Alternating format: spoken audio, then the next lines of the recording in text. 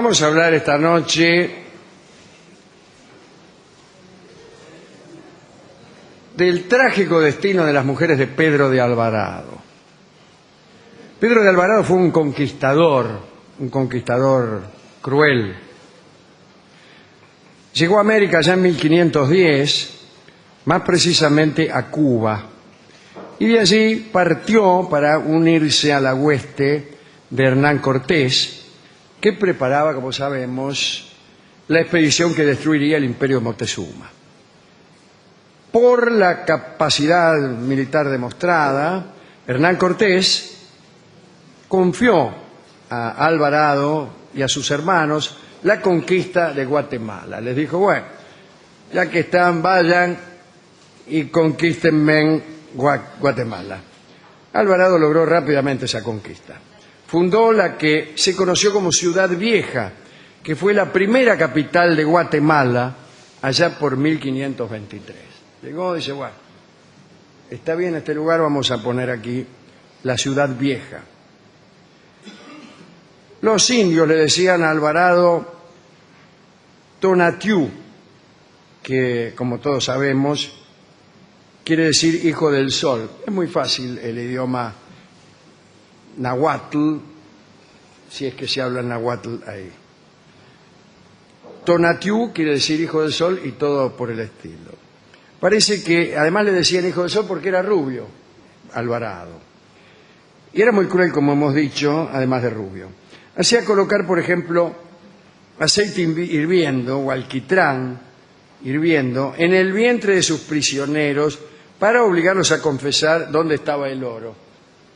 Aunque el prisionero no tuviera nada que ver con el oro, pero eso hacía. Había convertido en esclavos a más de 1000 indios, contrariamente a la ley, ¿no? Todo esto era para obligarlos a lavar arena de los ríos, siempre en busca de oro, siendo que no había oro. Es como si usted lavara arena del Paraná. Y bueno, lava durante 500 años y no sale, salvo que pesque un reloj de casualidad, no hay oro allí. Bueno, los soldados de él tampoco lo querían mucho. Él consideraba propiedad personal todos los botines de sus hombres. Advierto aquí a los graciosos, que me dan los zapatos. No, se refiere a lo que conseguían por saqueo y por el robo, ¿no? Esa clase de botín. Dicen que Alvarado era un excelente orador y tras una serie de denuncias por parte de nobles y prelados, se vio obligado a regresar a España para enfrentarse a un proceso y lo ganó, porque demostró en aquel juicio que los horrores de los cuales se le acusaban o eran falsos o no eran tan horrorosos o habían sido útiles y necesarios. El caso es que en España Alvarado conquistó la protección de un personaje muy poderoso que era el duque de Alburquerque. Además de la protección, consiguió casarse con la sobrina del duque. Y atención, porque aquí venimos a lo que nos interesa. Francisca de la Cueva se llamaba la mina. No le decían. No era un apodo, como apellido. puede. Ay, mirá, ¿sabés cómo le dicen a esa? No, por favor. Se llamaba así, Francisca de la Cueva. Luego del casamiento, Alvarado partió solo hacia Guatemala. Dijo, vos quedate acá, en España, que yo voy hasta acá, hasta Guatemala, y vengo. Y la dejó en España. La verdad, cuando llegó a Guatemala, no cumplió ni por un solo instante con el deber de fidelidad. Ya en el puerto amó a 3 damas, una detrás de la otra, o quizás simultáneamente, no lo sé. Cuando llegó a Ciudad Vieja, se entreveró con otras 2, total 5. Francisca de la Cueva, es decir, la esposa abandonada en España, no soportó la soledad y quiso seguir a su esposo. Se le vino. La peor idea. Oh, la peor idea que pudo tener. Bueno, viajó a América, no le fue bien. Murió de una peste. Apenas desembarcó en Veracruz. Desembarcó y dijo, ¿qué puerto es este? Y fueron sus últimas palabras. Bueno, Alvarado no sintió mucha pena, porque ya hemos dicho que era malo. Se casó con una princesa india, hija del rey de Tlaxcala, y le dio un nombre cristiano, la llamó Luisa incluso para mayor comodidad. Tuvo con ella 2 hijas, que son las que reconoció, se llamaron Leonora y Anica. Bueno, los hermanos de Alvarado también eligieron esposas indias, se proveyeron de una enorme cantidad de concubinas. Cuentan las crónicas que en 20 años la familia Alvarado dio al mundo 800 hijos. Son muchos realmente, ¿eh? Sí. En el curso de otro proceso que Pedro tuvo en su contra por sus excesos, utilizó esas cifras como dato a su favor. No se sabe bien a favor de qué. ¿Qué clase de inocencia puede alegar uno ante un crimen de lo que se le ha acusado? Uno, digo, que venga a demostrarse como que ha tenido 800 hijos. Respuesta: el no haber tenido tiempo para actividades criminales. Yo no pude haber sido, señor juez, tengo 800 hijos. Bueno, es verdad, digo, que el tipo había dado centenares de súbditos fieles en un mundo de traidores. Dijo también que esa era la obra de un conquistador, es decir, dar hijos fieles. La indiecita Luisa tampoco tuvo suerte con Alvarado, murió de fatiga. Durante una trágica aventura en el Perú, Alvarado había ido al Perú a luchar contra Pizarro. Murieron 3.000 personas durante la travesía por los Andes. 3.000 personas, perdón. Bueno, otra vez viudo, Pedro de Alvarado volvió a Ciudad Vieja antes de partir para España y se casó otra vez. Y se casó con la hermana menor de su primera mujer. Es decir, se casó con la cuñada, con la hermana de aquella que le decían de la Cueva. Sí. No le decían, se llamaba Francisca de la Cueva. Esta era la hermana. Casarse uno con la cuñada es espantoso. Bueno, se llamaba Beatriz de la Mesma. De la Cueva, sí. Sí. El mismo apellido. Y bueno, era el año 1539. Alvarado todavía tenía ganas de aventurarse y dice: voy a hacer una empresa, voy a conquistar las Islas Molucas, de las que había oído hablar, pero no sabía ni dónde quedaban. Partió hacia México y de paso dice: buscame las 7 ciudades de Cíbola, que me parece que andan por ahí. Alvarado aceptó, pero un estúpido accidente no le permitió seguir con la expedición. Parece que un caballo le encajó una patada en la cabeza y lo mató. Señor. Repito este poético enunciado. Sí. Un caballo le encajó una patada en la cabeza y lo mató. No se puede decir Qué más. rápido que terminó la historia. No terminó porque todavía falta lo peor. 4 de julio de 1541. Beatriz de la Cueva había quedado viuda y empezó a gritar con desesperación. ¿Vio cómo es? Gritaba peor que esto, ¿no? Hizo pintar de negro su palacio, ordenó que todos los cortesanos enlutaran de por vida. Tenía un primo que se llamaba Francisco de la Cueva y obtuvo el nombramiento, por medio de ese primo, la mina, como gobernadora y capitana general de Guatemala. Tomá.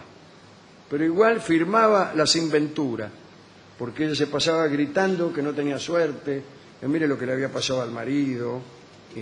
¿Cómo va a firmar las inventuras? Firmaba en los decretos las inventuras. Como si usted firmara los pagaré, el loco. El loco de la trompeta. Bueno, el caso es que Beatriz todo el tiempo se pasaba gritando, menos cuando se encontraba con su amante, que ¿sabe quién era? El primo, Francisco de la Mesma.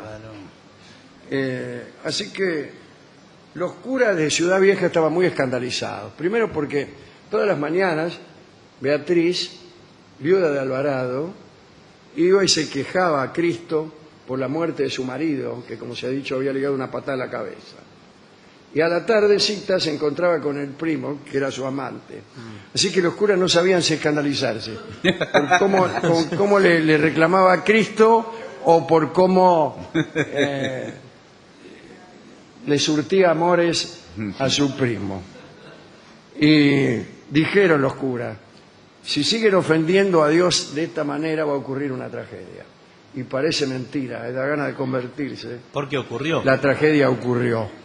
Vino el famoso terremoto del volcán del Agua, que se resquebrajó todo, la ciudad fue sepultada por agua, por barro y por fuego, y chao. Y Beatriz de la Cueva murió. Los sobrevivientes, mientras estaban con el barro hasta acá, gritaban: esto es culpa de las inventuras y qué sé yo. La única que se salvó fue una de las hijas de ella, que estaba en la bañadera. Y la bañadera Claro. sirve para sobrevivir en caso de esta clase de accidentes, que hace una recomendación para los oyentes: cuando ven que hay un terremoto, agua, Métese lodo, en barro, tapado, bañadera. agua. Y la bañadera flotó sobre los escombros y esta chica sobrevivió, Leonora, ¿no? Y se fue a España y se gastó toda la guita que tenía en lujos y en placeres. Y la moraleja es que conviene meterse en una bañera y no salir de allí, porque es un lugar muy seguro ante cualquier desastre.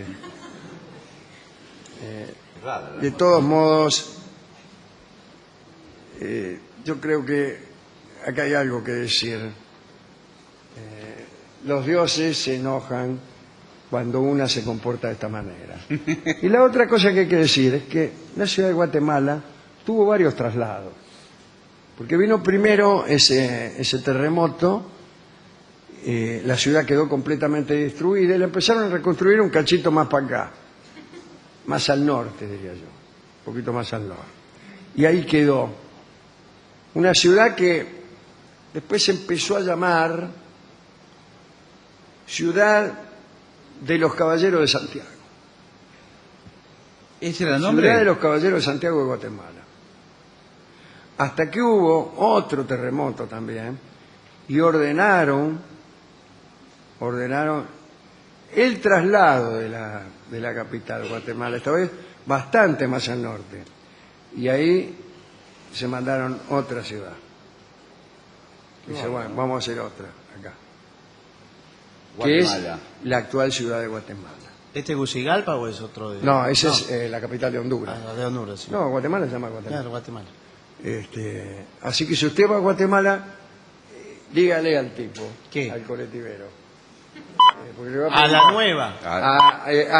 la vieja, la de los Caballeros de Santiago o Guatemala. Dice, porque yo no soy adivino. Dice. Bueno, pero los ya colectiveros sabe. de Guatemala te digo que te atienden de muy mala onda. Y sí, tiene 3 destinos Sí, distintos. claro. Y entonces vos decís, no, señor, a la nueva, a la actual capital de la... Y lo llevan los tipos. No, no lo llevan. Ah. Este no va. Entonces, ¿para qué hace todo ese...? Pero yo quiero decir que esto tiene una enseñanza, hay que ser un poco supersticioso, pero creer que los pecados de Alvarado, por un lado, Sí. anote, pecados de Alvarado. Sí, estoy anotando. Era Pecados muy malo, de... muy sí. malo con los Sí. soldados, con la gente, ladrón, uno. Lujuria de Alvarado, pisó el cuerpo de Veracruz y ya tenía 3 amantes, señor. Ahí ya Dios se volvió loco. Se volvió loco. La otra, que también se hace amante del primo. Ese fue el vaso que colmó la gota. Sí. No, bueno, la gota que rebolsó el vaso. Bueno, todo eso, la maldad provoca terremotos. No, bueno, ¿Cuál no. es? No hay, si no me venga no hay con una nada. relación de causa y efecto. Está demostrado, porque no hay. ¿Por qué ocurren los terremotos? No, es Porque por son las, impredecibles. las placas ¿Por qué la tectónicas. ciencia no puede decir probables terremotos? Bueno, pero no hay manera tampoco de señor, predecir. porque No, es, punto no. es la maldad de los hombres que provocan terremotos. Está demostrado. No está demostrado. Usted ¿Por qué en está los lugares diciendo- donde hay gente buena no hay terremotos? ¿Cómo que no hay terremoto en lugares donde hay gente buena? No hay terremotos. ¿Donde hay gente buena? Sí, No, no vi nunca que no. bueno, no, discúlpeme. O sea, hay terremotos donde hay gente mala, dice usted. Solamente. No, Aunque no eso se sí. sepa. Alguna maldad, etcétera. Todos tenemos alguna maldad, Bueno, y señor. el otro consejo es que no hay que venirse a Guatemala para buscar al marido.